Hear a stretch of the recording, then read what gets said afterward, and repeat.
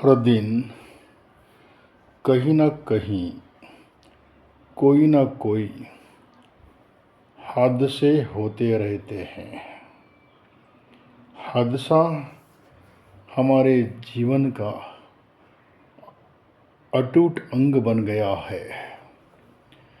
इन हादसों का जो परिणाम है वह कितना भयावह होता है। हादसों की जो वजह है उस पर चिंतन जरूरी है।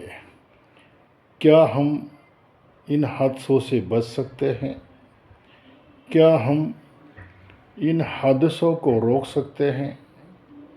आखिर ये हादसे किसकी गलती से होते हैं?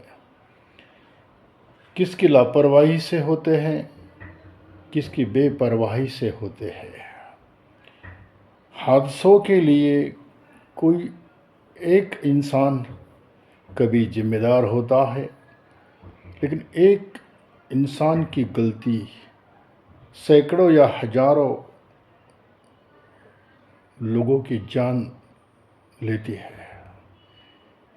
कभी रेल हादसा, कभी बसों के हादसे, कभी रिक्शा का, कभी हवाई जहाज यानी विमान का, कभी किसी फैक्ट्री में आग लग रही है, कहीं कोई विस्फोट हो रहा है, कहीं कोई पुल गिर रहा है और आए दिन सैकड़ों की हजारों की तादाद में इंसान मारे जा रहे हैं। यह एक बहुत दुखद बात है कि किसी इंसान की ज़िंदगी पल भर में इस तरह से तबाह हो जाए, अकारण बिना किसी गलती के, दूसरों की गलती से इतनों की जान जाना, ये बहुत ही शोकजनक है, खेदजनक है। इस पर उपाय करना जरूरी है कि आखिर ये हादसे क्यों होते हैं, किसकी लापरवाही से होते, किसकी बेपरवाही से होते, किसकी गैर जिम्मेदारियों से होते हैं।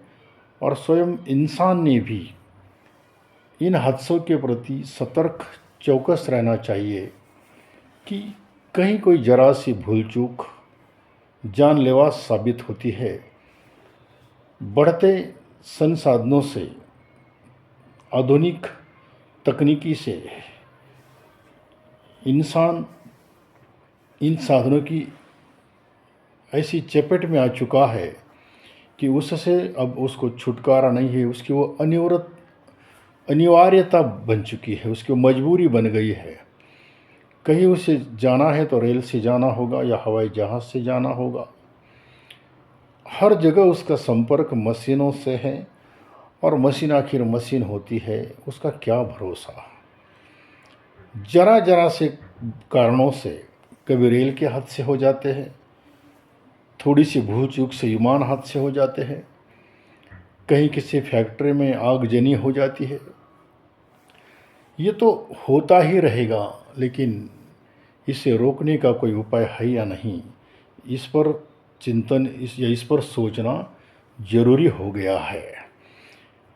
क्योंकि हम देखे हैं कि कभी नदी के तेज बहाव में कोई क्रूज या बोट, जहाज डूब जाते हैं और हंसते खेलते परिवार, बच्चे, महिलाएं पानी में डूब जाती हैं, पूरी तबाही हो जाती है।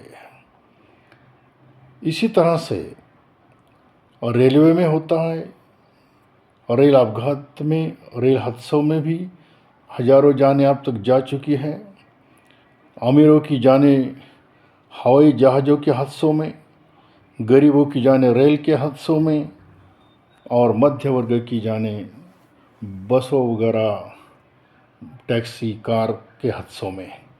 इस तरह अधिकतर लोग अब प्राकृतिक मौत से न मरते हुए अप्राकृतिक यानी हादसों की मौत मर रहे हैं।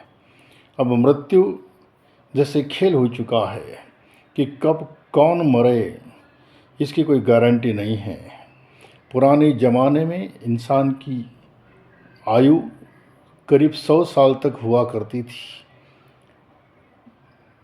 बेखौफ होकर, निश्चिंत होकर लोग 100 साल तक जीने की उम्मीद करते थे। उनको विश्वास था कि वो 100 साल जीने वाला है। हर व्यक्ति वृद्ध होकर ही बिस्तर पर लेटकर मर जाता था। लेकिन अब घर से निकला हुआ आदमी जिंदा आएगा या उसकी लाश आएगी, इसका कोई भरोसा नहीं है। हजारों अस्पतालों में रोज़मर्रा देख रहे हैं कितने हादसे हो रहे हैं, कितने लोग जख्मी हो रहे हैं, कितने लोग फ्रैक्चर हो रहे हैं, आईसीयू में कितने भर्ती हो रहे हैं। तो इंसान की ज़िंदगी अब ज़िंदगी नहीं है, एक मौत का मंजर बन चुकी है। पल भर में यहाँ कोई हादसा हो जाता है और ज़िंदगी तबाह हो जाती है, परिवार तबाह हो रहे हैं। ये इंसानी जमात के लिए बहुत ही दुखद बात है और इन हादसों को रोकना ज़रूरी है। इस पर उपाय तो हर चीज़ पर होते हैं। सरकार ने इस पर गहरा चिंतन करके हादसों की रोकथाम करने के लिए हर संभव भरसक प्रयत्न करने की ज़रूरत है और सभी इंसानों ने भी अपने ज़िंदगी का मोल समझते हुए इन हादसों से बचने के लिए सतर्क रहने की ज़रूरत है। और सतर्कता, सावधानी इन हादसों से बचा सकती है। मैं चाहता हूँ कि सभी इंसान इस पर चिंतन करें, गौर करें, विचार करें और हर उस जगह सावधान रहे जहाँ कोई हादसा होने की संभावना होती है।